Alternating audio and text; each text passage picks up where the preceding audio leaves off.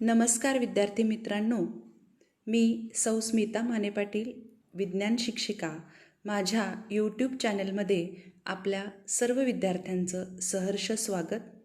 घरी राहा, सुरक्षित राहा, घरी सुरक्षित राहून अभ्यास करा. आज आपण करंट इलेक्ट्रिसिटी अँड मॅग्नेटिझम या पाठाला सुरुवात करणार आहोत. करंट इलेक्ट्रिसिटी म्हणजे धारा विद्युत आणि मॅग्नेटिझम म्हणजे चुंबकत्व. पाठाला सुरुवात करण्यापूर्वी आपण पूर्वज्ञानावर आधारित इथं तुम्हाला जो प्रश्न दिलेला आहे, कॅन यू रिकॉल, या प्रश्नाला आपण सुरुवात करणार आहोत. कॅन यू रिकॉल याचा अर्थ थोडे आठवा किंवा तुम्हाला आठवते का. Which constituents are present in an atom. Atom म्हणजे अणू. अणूमध्ये कोणते घटक असतात किंवा अणूचे घटक कोणते, असा तुम्हाला प्रश्न विचारलेला आहे. आता atom is a smallest fundamental particle of a element, असं आपल्याला म्हणता येईल की मूलद्रव्याचा सर्वात लहानात लहान कण विच इज अनकटेबल, की जो अविभाज्य आहे, त्याला आपण काय म्हणतो, ॲटम. आणि ॲटममध्ये कोणते कोणते पार्टिकल्स आहेत. ॲटमची जर रचना आपण बघितली तर atom has same number of positively charge proton and negatively charge electron. आणि ॲटमचे मुख्य दोन पार्ट आपल्याला माहीत आहेत. पहिला पार्ट म्हणजे ॲटम हा जर स्पिरिकल शेपमध्ये कन्सिडर केला तर ॲटम याचे दोन पार्ट आपल्याला माहीत आहेत. पहिला पार्ट आपण म्हणू ॲटमचा तो म्हणजे न्यूक्लियस, की ज्याला केंद्रक असं म्हणतात, आणि हा जो आहे बाहेरचा त्याला आउटर पार्ट असं म्हटलेलं आहे. तर न्यूक्लियस, या न्यूक्लियसमध्ये कोण कोण असतं. न्यूक्लियसमध्ये दोन सब ॲटॉमिक पार्टिकल्स असतात, त्याला न्यूक्लिऑन्स असं सुद्धा म्हणतात. आणि ते दोन पार्टिकल्स कोणते आहेत, केंद्रकामध्ये दोन पार्टिकल्स कुठले आहेत, तर एक आहे प्रोटॉन, की जो पॉझिटिव्हली चार्ज असतो, आणि दुसरा आहे न्यूट्रॉन, की ज्याच्यावरती कोणताही प्रभार नसतो, तो चार्जलेस असतो. तर हा न्यूक्लियसमध्ये आहे. आउटर पार्टमध्ये जे पार्टिकल्स आहेत त्यांना इलेक्ट्रॉन असं म्हणायचं, आणि इलेक्ट्रॉनवरती निगेटिव्ह चार्ज आहे. ओके. आणि टोटल ॲटमवरचा चार्ज हा 0 असतो किंवा ॲटम हा चार्जलेस असतो. याचं कारण काय आहे, तर ॲटममध्ये जेवढे प्रोटॉन असतात तेवढेच इलेक्ट्रॉन पण असतात. म्हणजे जेवढे पॉझिटिव्हली चार्ज पार्टिकल्स प्रोटॉन्स आहेत तेवढेच निगेटिव्हली चार्ज पार्टिकल्स असल्यामुळे पॉझिटिव्ह आणि निगेटिव्ह चार्जेस हे बॅलन्स होतात आणि ॲटम हा इलेक्ट्रिकली न्यूट्रल असतो असं आपल्याला म्हणता येईल. तिथंच आपल्याला सांगितलेलं आहे and atom has same number of positively charge protons and negatively charged electrons. म्हणजे अणूमध्ये धनप्रभारित प्रोटॉन आणि ऋणप्रभारित इलेक्ट्रॉन यांची संख्या ही काय असते, सारखी असते. So an object doesn't show any charge through its atom though its atom contains charged particle. म्हणजे कुठल्याही वस्तूमध्ये जरी चार्ज्ड पार्टिकल्स असले, ॲटममध्ये जरी चार्ज पार्टिकल्स असले तरी ती वस्तू ही प्रभाररहित बनते, कारण हे चार्जेस काय आहेत, बॅलन्स्ड झालेले आहेत. Therefore we can say that plenty of electrical charge is filled in the objects around us. आणि आपल्या अवतीभोवती ज्या सगळ्या वस्तू आहेत या वस्तू सर्व ॲटमच्या बनलेल्या आहेत, आणि ॲटम याच्यामध्ये पॉझिटिव्हली चार्ज प्रोटॉन आणि निगेटिव्हली चार्ज इलेक्ट्रॉन्स म्हणजे चार्जेस आहेत. म्हणजे आपल्या अवतीभोवती ज्या सगळ्या ऑब्जेक्ट्स, जे सगळ्या वस्तू दिसत आहेत, या वस्तूंमध्ये भरपूर विद्युत प्रभार भरलेला आहे, इलेक्ट्रिक चार्ज भरलेला आहे, पॉझिटिव्ह आणि निगेटिव्ह असं आपल्याला म्हणता येईल. What will happen if a glass rod is rubbed on silk cloth. म्हणजे एखादी काचेची कांडी जर आपण रेशमी कापडावर घासली तर काय होईल. How do object gets charges. एखाद्या वस्तूला प्रभार कसा प्राप्त होतो. What are static and moving charges. स्थिर प्रभार आणि मूव्हिंग म्हणजे गतिमान प्रभार किंवा चल प्रभार म्हणजे नेमकं काय. Here some questions are asked. These are negatively charged. बघा ॲक्च्युली काय होतं, when we rub the glass rod on the silk, what happens due to the friction force. What happens, the electrons from the glass rod is transferred on a silk cloth. म्हणजे glass रॉडवर असणारे electron हे silk क्लॉथवरती transfer होतात. What means, that means the charges move. म्हणजे नेमकं काय होतं, तर चार्जेस हे मूव्ह होतात. Okay, these are negatively charged. बघा, moving charges get transferred from one object to another. म्हणजे एका वस्तूवरून दुसऱ्या वस्तूकडे चार्ज ट्रान्सफर होतो जेव्हा आपण त्याला काय करतो, रब करतो. आता हे जे ट्रान्सफर होणारे चार्जेस कोणते आहेत, म्हणजे पॉझिटिव्ह चार्ज ट्रान्सफर होतो का निगेटिव्ह चार्ज ट्रान्सफर होतो, तर कोणता चार्ज ट्रान्सफर होतो, निगेटिव्ह चार्ज. म्हणजे ट्रान्सफर होणारे चार्जेस हे कुठले आहेत, निगेटिव्ह ऋण प्रभार आहेत. Moving negatively charge particles are the electrons. आणि जो चार्ज ट्रान्सफर होतो, जो मूव्ह होतो, जो मूव्हिंग आहे त्यालाच आपण काय म्हणतो, इलेक्ट्रॉन्स असे म्हणतो. Can this negative charge be made to flow. आता हा जो निगेटिव्ह चार्ज आहे तो ट्रान्सफर झालेला आहे एका ऑब्जेक्टवरनं दुसऱ्या ऑब्जेक्टवरनं. जर आपण त्याला फ्लो केलं म्हणजे वाहतं केलं किंवा त्याला जर आपण गतिमान केलं तर काय होईल. Can electricity be made to flow like water from higher to the lower level. म्हणजे काय, जसं पाणी हे जास्त पातळीकडून कमी पातळीकडे वाहतं, ज्या ठिकाणी पाण्याची पातळी जास्त असते त्या जास्त पातळीकडून कमी पातळीकडे पाणी वाहतं, तसं चार्जेससुद्धा ज्या ठिकाणी चार्जची लेवल जास्त आहे त्या लेवलकडून कमी लेवलकडे वाहू शकतील काय. You have learn that force will have to be applied to put a stationary object in motion. आता हे सुद्धा आपण शिकलेलो आहोत की एखादा जर स्टेशनरी ऑब्जेक्ट असेल, एखादी जर स्थिर वस्तू असेल, तर त्या स्थिर वस्तूला गतिमान करण्यासाठी, मोशनमध्ये आणण्यासाठी आपल्याला फोर्स लावावा लागेल. त्याच पद्धतीनं हे जे चार्जेस आहेत या चार्जेसला फ्लो करण्यासाठी किंवा त्यांना मोशनमध्ये आणण्यासाठी आपल्याला काय करायला लागेल, एखाद्या त्याला गती द्यावी लागेल किंवा त्याला बल धावावं लागेल.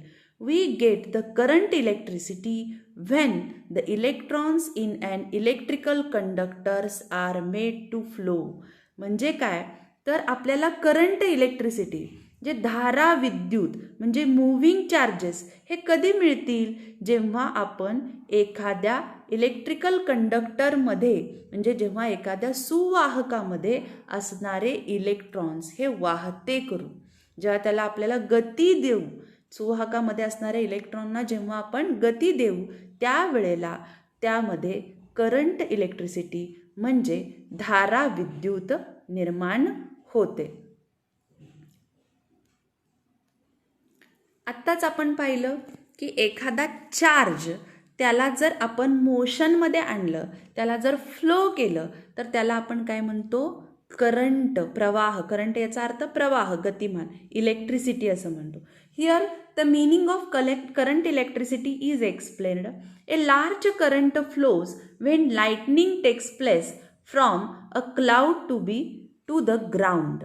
बघा, ज्या वेळेला आकाशामध्ये विजा चमकतात आणि ढगातून वीज जमिनीवर पडते त्यावेळेला मोठ्या प्रमाणामध्ये विद्युत प्रवाह वाहतो. म्हणजे आकाशामध्ये जेव्हा ढगामध्ये जेव्हा विजा कडकडतात आणि ती वीज जेव्हा जमिनीवर पडते त्यावेळेला आकाशातून जमिनीकडे मोठ्या प्रमाणावरती विद्युत प्रवाह वाहतो. While sensation is felt by us due to the microscopically small current flowing to the brain. म्हणजे जेव्हा आपल्या मेंदूकडे आपल्याला सूक्ष्म विद्युत प्रवाह जात असतो आणि त्या मेंदूकडे वाहणाऱ्या सूक्ष्म विद्युत प्रवाहामुळेच आपल्याला संवेदना निर्माण होते किंवा एखाद्या गोष्टीची जाणीव, संवेदना आपल्याला कळते. You are aware of current flowing through wires. आणखीन इलेक्ट्रिक करंट आपल्याला कुठं कुठं पाहायला मिळतो, ही 2 एक्झाम्पल्स आता आपण पाहिली की ढगामध्ये विजा कडकडतात आणि जेव्हा वीज ढगातून खाली जमिनीकडे येते तेव्हा मोठ्या प्रमाणामध्ये इलेक्ट्रिक करंट तिथं पाहायला मिळतो. तसेच आपल्या शरीरामध्ये आपल्याला जेव्हा संवेदना होत असते एखाद्या गोष्टीची, त्यावेळेला आपल्या मेंदूकडे अतिशय सूक्ष्म मायक्रोस्कोपिक असा करंट पाहायला वाहत असतो. आता तिसरं एक्झाम्पल कुठं, तर आपल्या घरामध्ये ज्या इलेक्ट्रिक वायर्स आहेत, विजेच्या तारा आहेत, इलेक्ट्रिक बल्ब्स आहेत, इलेक्ट्रिक बल्ब्स, या इलेक्ट्रिक बल्ब्समध्ये सुद्धा आपल्याला किंवा इक्विपमेंट्स इन द हाऊस, आपल्या घरामध्ये जे काही विजेची उपकरणं आहेत, या सर्व उपकरणांमधून सुद्धा आपल्याला विजेचा प्रवाह वाहतो हे आपल्याला माहीत आहे. And electric cells of radio are in a car battery. A current is produced by the flow of both negatively and positively charged particles. म्हणजे रेडिओमध्ये जो सेल वापरला जातो, विद्युत घट वापरला जातो, किंवा मोटरच्या बॅटरीमध्ये जो मोटरची जी बॅटरी आहे त्या बॅटरीमध्ये धनप्रभारित आणि ऋणप्रभारित, पॉझिटिव्हली आणि निगेटिव्हली अशा दोन्ही कणांच्या वहनामुळे काय होतो, करंट निर्माण होतो किंवा विद्युत प्रवाह निर्माण होतो. म्हणजे इलेक्ट्रिक करंट आपल्याला कुठं कुठं पाहायला मिळतो ते आपल्याला आपण आता पाहिलेलं आहे. आता पुढचा मुद्दा आपल्याला बघायचा आहे, इलेक्ट्रोस्टॅटिक पोटेन्शियल म्हणजे काय, तर विद्युत स्थितिक विभव. इलेक्ट्रोस्टॅटिक पोटेन्शियल किंवा विद्युत स्थितिक विभव म्हणजे काय हे आपल्याला बघायचं आहे. आता बघा, water or a liquid flows from higher level to the lower level. कुठलाही द्रव पदार्थ असेल किंवा पाणी असेल तर ते पाणी कुठून कुठं वाहतं, higher level to the lower level, म्हणजे जास्त पातळीकडून कमी पातळीकडं हे पाणी वाहतं. Heat always flows from a body at higher temperature to a body of lower temperature. उष्णतेचं सुद्धा असंच आहे बघा. उष्णता जास्त तापमान असणाऱ्या वस्तूकडून कमी तापमान असणाऱ्या वस्तूकडे वाहते. म्हणजे हायर लेवलकडून लोअर लेवलकडे उष्णतेचे सुद्धा वहन होते. Similarly there is a tendency of positive charge to flow from a point of higher electric level to a point of lower electric level. त्याच पद्धतीनं पहा, जसं उष्णता जास्त पातळीकडून जास्त तापमानाकडून कमी तापमानाच्या पदार्थाकडे वाहते किंवा पाणी किंवा द्रव पदार्थ हे जास्त पातळीकडून कमी पातळीकडे वाहतात, तसंच पॉझिटिव्ह चार्जची सुद्धा एक टेंडन्सी आहे, धनप्रभाराची एक प्रवृत्ती आहे. तो सुद्धा काय करतो, हायर इलेक्ट्रिक लेवल, ज्या ठिकाणी प्रभाराची पातळी जास्त आहे त्या जास्त प्रभार पातळीकडून कमी प्रभार पातळीपर्यंत वाहण्याची त्याची काय आहे, प्रवृत्ती आहे. म्हणजे अधिक विद्युत पातळीकडून कमी विद्युत पातळीकडे वाहण्याची धनप्रभाराची काय आहे, प्रवृत्ती असते किंवा धनप्रभाराचं ते वैशिष्ट्य असतं. Okay, this electric level deciding the direction of flow of electric charges is called electrostatic potential. आणि ही जी विद्युत प्रभाराच्या पातळी आहे, इलेक्ट्रिक लेवल आहे, ही काय ठरवते, इट डिसाइड्स, ती काय ठरवते, the direction of flow of electric charges. म्हणजे ती विद्युत प्रभाराच्या वहनाची दिशा ठरवते. इलेक्ट्रिक चार्जेस कुठून कुठं फ्लो होणार, कोणत्या डायरेक्शनकडून कोणत्या डायरेक्शनकडे फ्लो होणार हे ठरवत असते. And it is called electrostatic potential. आणि त्यालाच स्थितिक विद्युत विभव असं म्हटलेलं आहे. म्हणजे विद्युत प्रभाराच्या वहनाची दिशा, विद्युत प्रभार कोणत्या दिशेनं वाहणार आहे ठरविणाऱ्या या विद्युत पातळीस विद्युत स्थितिक विभव असं म्हणतात. म्हणजे इलेक्ट्रोस्टॅटिक पोटेन्शियल याची जर आपल्याला डेफिनेशन बघायची असेल तर ही आपल्याला इथून इथपर्यंत डेफिनेशन याची सांगता येईल. ओके. तर विद्यार्थी मित्रांनो, आज आपण काय काय पाहिलं तर ॲटममध्ये कोणकोणते पार्टिकल्स आहेत. ॲटमचे मेन दोन पार्ट, न्यूक्लियस आणि आउटर पार्ट. न्यूक्लियसमध्ये प्रोटॉन्स आणि न्यूट्रॉन्स आहेत, तर आउटर पार्ट्समध्ये इलेक्ट्रॉन्स आहे. जरी चार्ज पार्टिकल्स ॲटममध्ये असले तरी सुद्धा ॲटम हा इलेक्ट्रिकली न्यूट्रल आहे. And all the objects are made up of the atoms. म्हणजे आपल्या भोवती जे सगळ्या वस्तू आहेत त्या सगळ्या वस्तू अणूंपासून बनलेल्या आहेत आणि अणू हा प्रभारांपासून, चार्जेसपासून बनलेला आहे. त्यामुळे आपल्या अवतीभोवती जेवढ्या काही वस्तू आहेत त्या सर्व चार्जनी भरलेल्या आहेत. त्याच्यामध्ये विद्युत प्रभार आहे आणि जर हा विद्युत प्रभार मोशनमध्ये आणला, गतिमान झाला, तर त्याची इलेक्ट्रिसिटी, करंट म्हणजे त्याचा प्रवाह बनतो, त्याला करंट इलेक्ट्रिसिटी असं म्हणतो. आणि ही करंट इलेक्ट्रिसिटी आपल्याला कुठं कुठं पाहायला मिळते हे सुद्धा आपण पाहिलेलं आहे बघा. ही करंट इलेक्ट्रिसिटी आपल्याला अगदी ढगामध्ये कडकडणाऱ्या विजेंमध्ये जो प्रवाह आहे तो अतिशय मोठा आहे. ते आपल्या शरीरामध्ये जेव्हा आपल्याला संवेदनाची जाणीव होते ती सुद्धा मायक्रोस्कोपिकली इलेक्ट्रिक करंटमुळं होते. तसंच आपल्या घरामध्ये ज्या काही वायर्स, इलेक्ट्रिक बल्ब किंवा बॅटरीज आहेत, या सगळ्यांमध्ये आपल्याला इलेक्ट्रिक करंट पाहायला मिळतो, हे सुद्धा बघितलं. आणि इलेक्ट्रिक करंट हा का निर्माण होतो किंवा कशा पद्धतीनं निर्माण होतो हे आपण इलेक्ट्रोस्टॅटिक पोटेन्शियलमध्ये पाहिलेलं आहे.